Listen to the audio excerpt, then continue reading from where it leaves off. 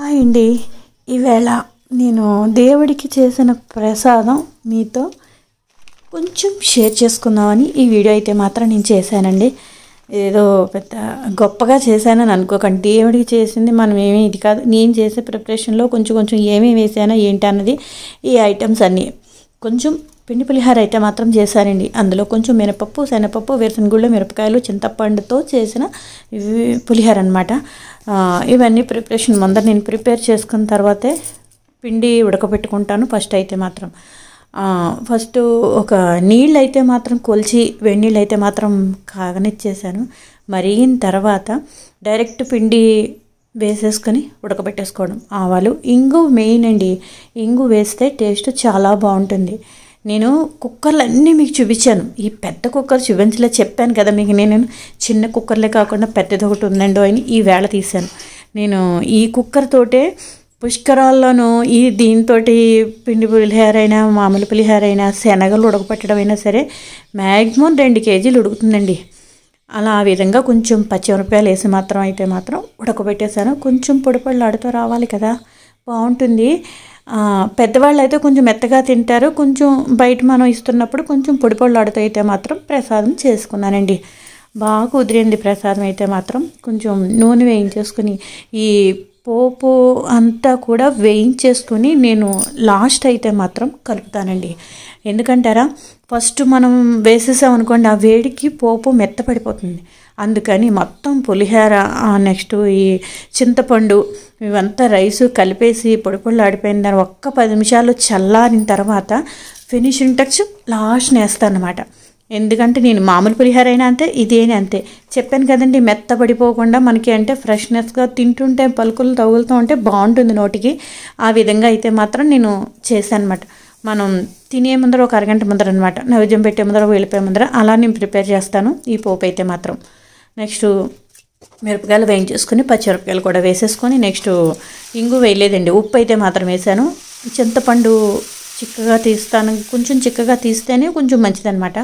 ఉప్పు అయితే మాత్రం సరిపడ ఉప్పు మాత్రం వేసేసుకున్నాను. దేవుడి ప్రసాదం కదండి, కరెక్ట్గా భగవంతుడు సరిపోయేటట్టు చేసేస్తాడండి.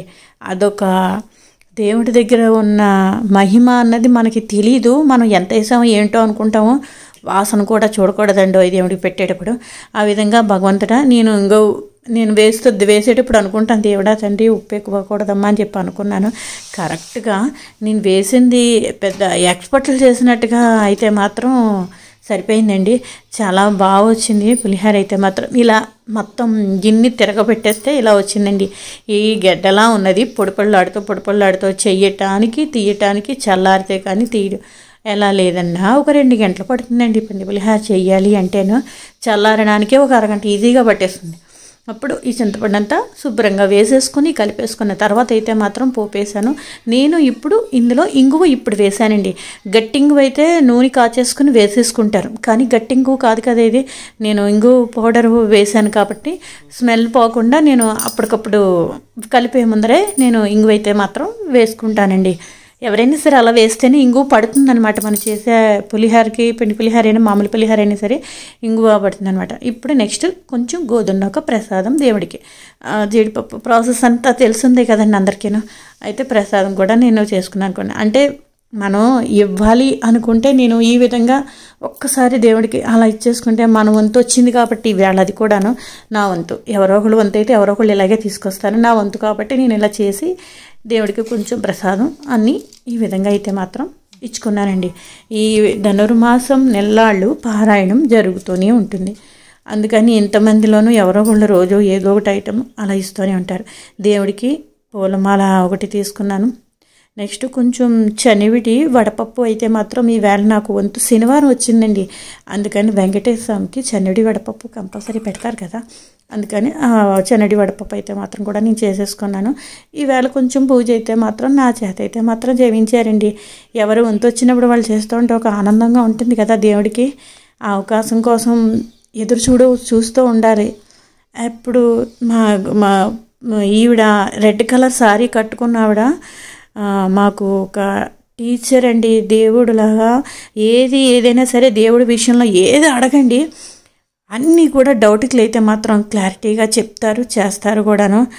చాలా బాగా చెప్తారు. ఏదైనా సరే ఒక చిన్న స్టోరీ చెప్పినా ఏది చెప్పినా మనం అమ్మ ఎంత ప్రశాంతంగా ఉందో వింటే అని అనిపిస్తుంది. అంత బాగా చెప్తారండి. నాకైతే మాత్రం పాపం నాకు సౌందర్యలహరి చెప్పేది కూడా నాకు ఆవిడేనండి. వీడియో పెడతానంటే వద్దమ్మా అంటూ ఉంటారు. అయితే ఈ విధంగా మా పారాయణ గ్రూప్ అంతా పారాయణం.